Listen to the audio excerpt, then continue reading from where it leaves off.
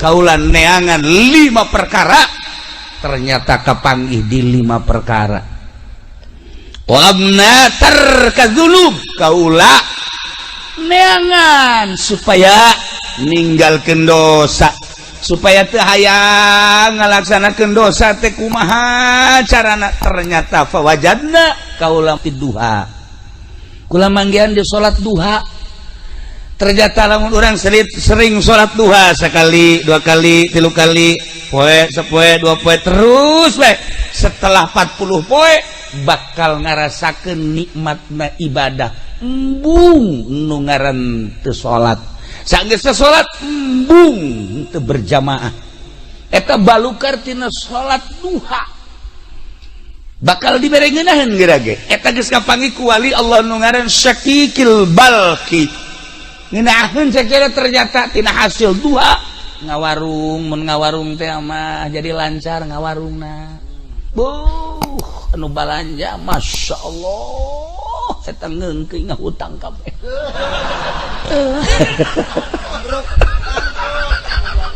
Henteu, siapa tuh inget ka bangkrut bae sih. Henteu, lamun tani masyaallah subur tanina. Ieu berkat salat duha. Eta nu kos karalatina mah geus biasa, tapi nu istimewana bakal dibere tarkadzunub, embung urang ngalaksanakeun dosa. Bakal hayang ibadah sebab dibere ngeunaheun duha nomor 1. Nomor kedua, talabna dia al-kubur, kaula neangan supaya caang kuburan teh berbagai cara neangan. Fawajadna, ternyata aku kula kafangi fi sholatil lail, salat tengah peuting, tahajud. Begitu salat tahajud, Allah kula loba-loba jeung urang raja bangun 2 rakaat bae, 4 besi gering, 2 bae 2, daripada ke gering dibawa ka mantri kunaon saya mabok tahajud 2 bae. Sholli sholatat tahajudi rakaataini lillahi ta'ala. Allah syaratna sare heula, syaratna sare heula sanajan sakrajep. Lamun hayang salat penting tapi can sare cenah kiai, witir 11 rakaat. Witir enggeus cenah kiai, ibadah mah biasa, salat hajat. Salat hajat ge enggeus cenah kiai, salat tasbih ngomong doang enggeus ya. Keur dongeng doang, keur dongeng. Enggeus di mana? Nyaho ngaran teh nyaho rupa salat tasbih. Nah, mun can sare salat mun geus sare tahajud. Sabaraha rakaat ge tahajud mah sadaekna urang minimal 2 rakaat. Nah, ketika diasupkeun ke jero kubur, masya Allah, cak batur, ieu kubur teh poek ternyata caang. Nanya Ki Basurudin nanya ke malaikat kok ieu cang amat? Oh ieu tahajud, masya Allah. Begitu aja pede paeh kan poek. Nyana nanya ke malaikat cenah caang, iraha maneh tahajud? Kula sok tahajud cenah ieu penting teh. Wal penting tahajud. Tahajud teh karena Allah apa karena karung? Ah, kajahoan kan. Aya kerna-kernaan. Lillahi ta'ala, masya Allah. Lamun urang tahajudna 2 rakaat taruhlah 10 watt.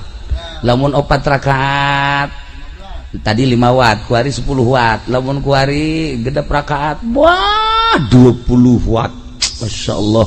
Lamun urang bisa 10 rakaat 100 watt. Waduh, caang di jero kubur teh.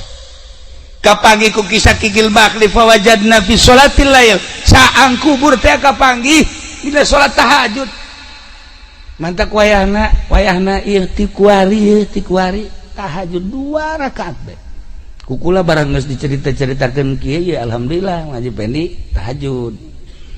Barang teh tahajud sare deui subuh korban jam 7. Ai tahajud lah tahajud, ai subuh qoboan. Usolli fardhu subuh qoboan.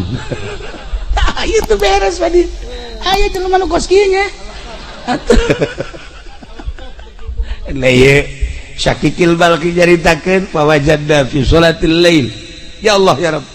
Talabna su'alamun kari wa nakir kaula neangan pisalameteun jang pertanyaan malaikat munkar nakir tingali ku kaula pagawean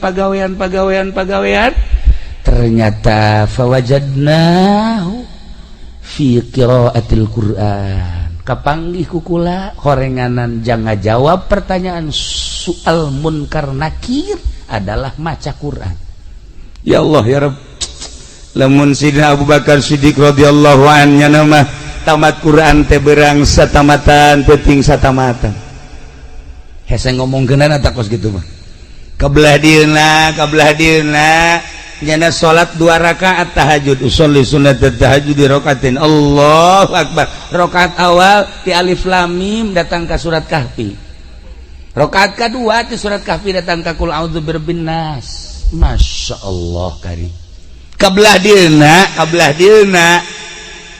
dieuna sarakaat satamatan 2 rakaat satamatan kata si kubangun ngukur nanya kumaha macana urang lamun keur sajuz setengah jam benu lambat setengah jam berarti lamun hayang tamat sabaraha jam ngaji cepet atuh diajak kan angel setengah sajuz teh ya 5 non gitu ngaranna setengah jam kuari 30 juz cepet sabaraha jam 15 tahun nu bener sih hitung coba bener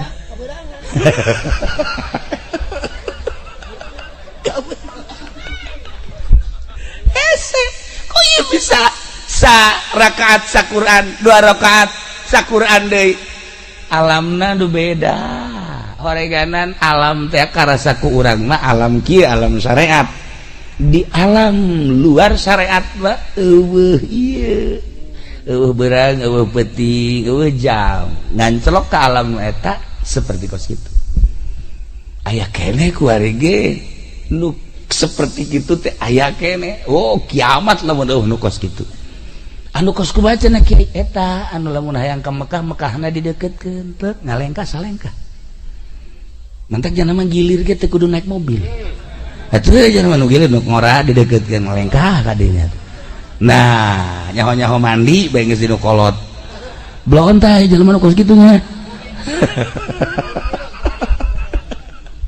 tah ieu oreganan maca Quran eta teh kajahoan ku kutubul aulia Syakikil Balqi ngajelaskeun nyana geus nempo ka jelema-jelema ahli Quran eta ditanya ku malaikat munkar nakirna babarieun jasa Allah geus teh hese jawab ahli Quran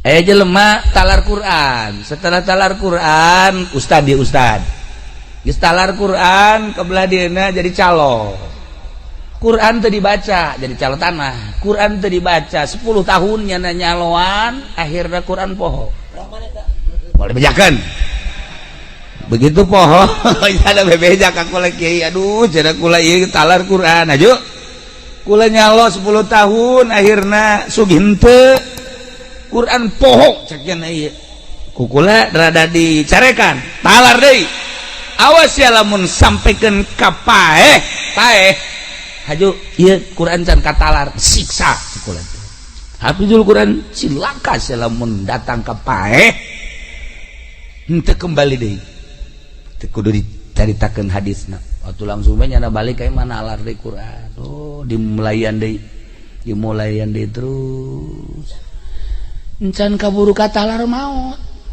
jelema teh maot bae salat kubur di tukangan imah wasiatna menang berenang setahun tirkah eta tanah teh dek dibagikeun majikan anak nah laporan ka kula ieu daek nu meulina asal kuburanna pindahkeun kumaha ge pindahkeun geus kuburan maka ditu ka wakaf digali masyaallah eta awakna dampal eueuh dagingan engke bitis datang ka tuur aya tuur eueuh dagingan ka dieu encelok-encelokan belah dieu eueuh dagingan belah beuteung aya saeutik belah tukang ka dieu eueuh dagingan tah eta hafizul Quran nu poho disiksa tah ulah nyaritakeun jelema nu beleger loba jasa ketika digali kuburanna beleger padahal jelema bodoh ikhlas waktu ibadahna geus lain saeutik ka makos kitu mah loba aya jelema kiai beledegan kiaina wah hebat jasa begitu maot bau mayitna ge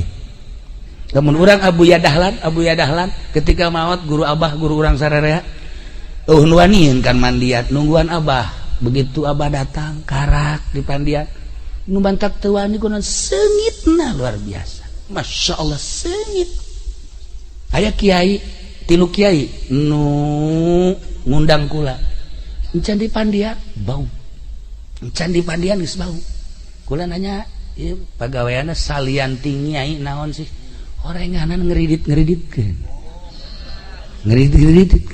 atuh pan ieu mah nya ngeriditkeun nya ngeridit atuh geus ka ieu mah geus pokokna bisa kuku bae itu mah jero tanggung jawab guys pokoknya seperti eta ya Allah ya Rabb lamun guru kula di Garut geus hese caritakeunana seungit bae jadi kubur memehna ge kula nyana hayang di pandian memeh maot hayang di wuduan ku kula di isangan di pandian di wuduan terus dibaringkeun bebeja ka kula lamun aya nu salam ulah dijawabnya bener aya nu assalamualaikum kadenge kula di luhur kasur nyana nu ngajawab salah bisa nyaho kitu untuk teu lila maot lah ngeunaheun ningali seungit sababaraha kiai seungit tapi asa sababaraha kiai bau tah nu ngahalal-halalkeun bangsa duit bank riba terserah endek mangga bae endek heheg bae cuman seperti eta tah urang garan bakal maot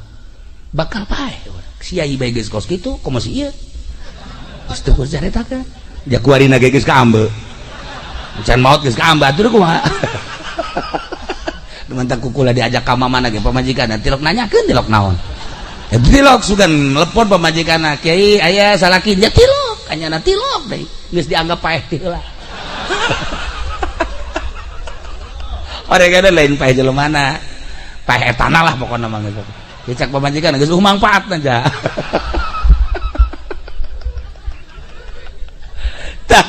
nomor kahiji nomor kadua mantak maca Quran kade ibu si kade aduh cenah geus kaburu teu bisa ja baheula mah teu belajar naon nu bisa kuari bisana cenah kulhu Quran kene geus baca kulhu saloba-lobana ulah kurang ti 200.000 jadi atakah eta kulhu jelema anu maca kulhu sampikeun ka 200.000 haram awakna ka neraka deuk kumaha coba cak Kangjeng Nabi eta maca ti kuari kulhu Qul huwallahu ahad Allahus samad lam yalid wa lam yulad wa lam yakul lahu kufuwan ahad tenden make batu hiji Qul huwallahu 200.000 200 batu bisa pakai ngabangun imah eta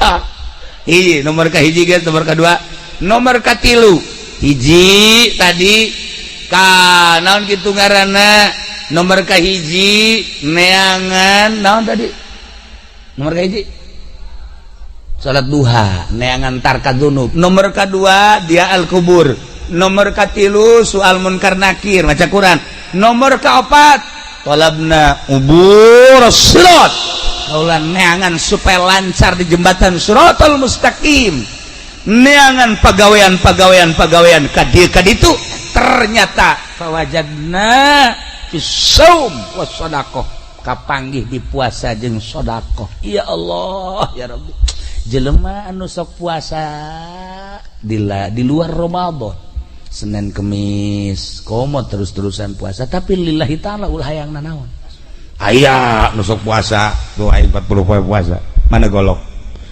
pantas puasa saya juga golok tah itu lain puasa nu kos kitu puasa karena Allah aya santri 7 poe 7 peuting puasa bae bukan lagi cabai rawit pohara jasa siek puasa naon sih hebat amat pasang masan sarwiti aing goblok cek sarwiti ditanya nyiduhan ka aing ayo poterkeun ku aing sia tasbih ya Allah atuh lain puasa kos kitu lain ya sarwiti mah teu kudu puasaan ku aing mah bawakeun mobil beat motor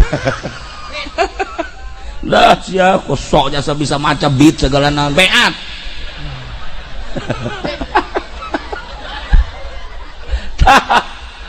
Masya Allah tapi kadang-kadang aja sih awewe tadi dibawakan mobil kayak embung baik tapi begitu diputarkan izqala Yusuf Masya Allah. Mana Kang Pendi? Emang enak. Ya aduh, abdi rindu jajan teh. Mana Kang Pendi mana? Jajan. Jangan keluar pede teh gorenganan make bata jeger bae. Sia ngaganggu aing bae. Ya Allah ya Rabbi. Nah, ieu ngajembat di jembatan Shiratal Mustaqim. Kabeh urang bakal ngajembat. Justru ngajembat teh orang ayeuna. Urang kuari keur aya dina jembatan Shiratal Mustaqim.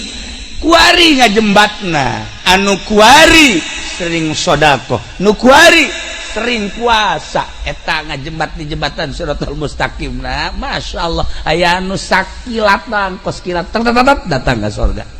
Aya anu kos manuk plek langsung datang. Aya anu kos kuda sak datang ke surga. Aya nu lumpat plek. Aya nu lempang, aya nu ngesot tapi tetep bae datang. Aya nu kakara ke salengkah dua lekah gejebur. Iya.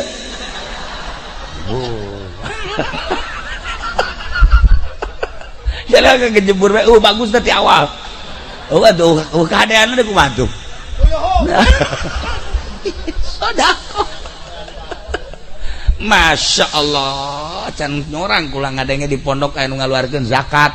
Di saya hiji penny jajan orang. Malah mah zakat batur dicokotan. Aya jelema ngahadiahkeun kipas di masjid. Masya Allah, maot tiis. Di jero kuburna kan ditanya.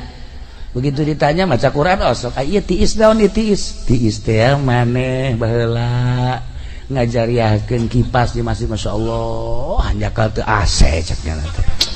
Aduh, lah kieu mah.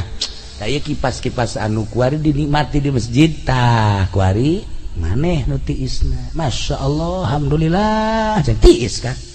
Sedekah ieu. Dak jelema ya Allah ya Rabb.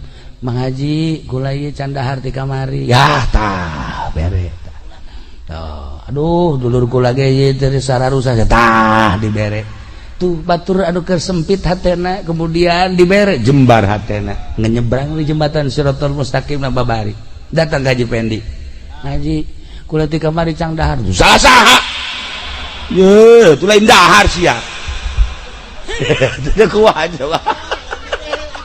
Lain dibere di aya deui rezeki ka dieu aing dinasehatan ku aing ye. Ye, aing jelema hirup mah. Ya sing hadis ya. Datang ka sia teu dahar berarti kan kudu usaha. Jelema kan keur lapar dibere nasehat. Lapar mah bere sangu lain nasehat. Nyana geus kieu bae tukang nyekelan batu mana ya ku aing. Aya sia ku aing sia diwewelkeun sia ku aing.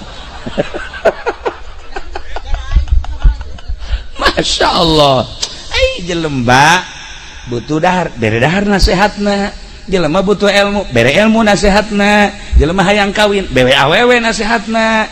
Nah, ieu aya jahe, kemudian hayang kawin, bere lalaki. Eta ngaranna nasehat. Siap. Oh, siap. Atuh saha nu hayang awewe ke model nyana. Pamajikan geus ngusir. Tah ieu nasehat teh lain ceramah. Nu asli mah kumaha kebutuhan. Masya Allah karim.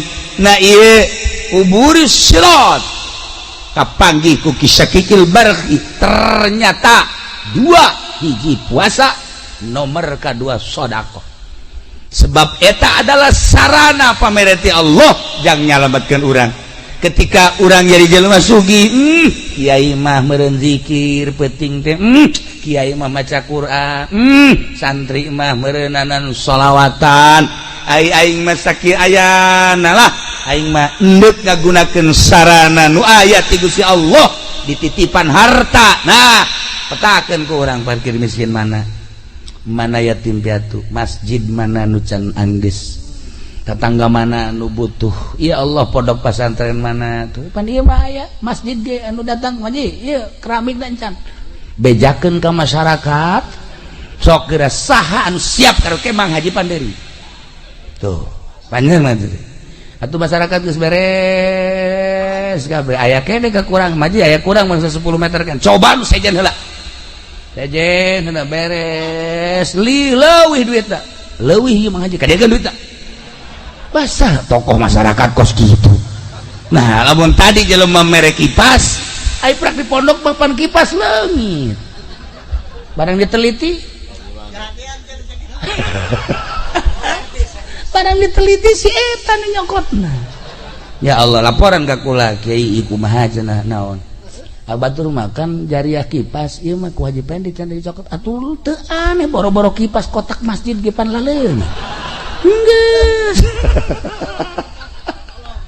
tah si hade ya si hade nomor kaopat baca Quran jang soal munkar nakir jelas tamati kisah kikil balki nomor kaopat ka tilu nomor kaopatna ieu sedekah jeung puasa orang teu kuat sedekahna tiis bakalna di jero kubur teh urang loba sedekah teh ya Allah ya Rabbi di jero kubur ngeunaheun tiis nanya urang ka malaikat aya titisan ieu kipas aya tiis nu ieu tiis sa ieu ngabungahkeun fakir miskin masyaallah ieu nu pohara jasa tiisna tatangga ieu bo pohara jasa ieu tiis pohara amat kahandap-handap tiis ieu keramik masjid ya Allah ya Rabbi gunahin jasa sedekah kelancar di jembatan Shiratal Mustaqim kalima talabna zillal arsy abdi neangan iiuh aras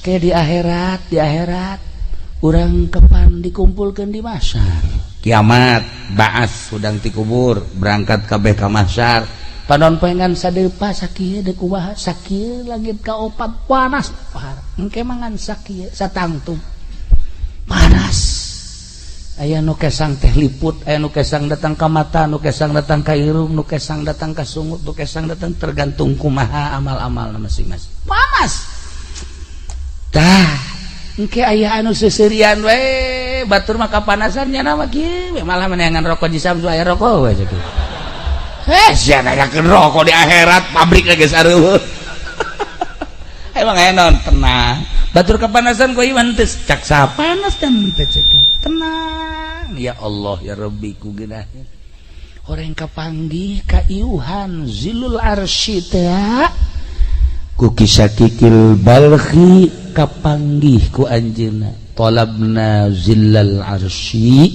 abdi neangan iiuh aras jang ngiuhan jaga di mahsyar ternyata fawajadna kukula kepanggih iiuh tersebut horenganan tina zuhud tina ulah pati resep kana dunia tah ieu mah hese jasa ieu mah boro-boro pangkat dolein kiai-kiai gersep jasa kana dunia waharat nah ieu terakhir supaya direnungkeun ku urang ulah pati resep teuing boga mah pamere Allah hese ditahan jeung ditolak tetapi ta'alluqna hate terhadap dunia ieu nu kudu diarahan nu mantak jadi kiai tapi ieu ngaleungit-ngaleungitkeun resepna nu hese ge masyaallah mantak kula geus sababaraha kali ngomong ge kula geus teu dibere teu resep ye ngaji kieu teh dibere teh lillahi taala nu sababaraha urang ulah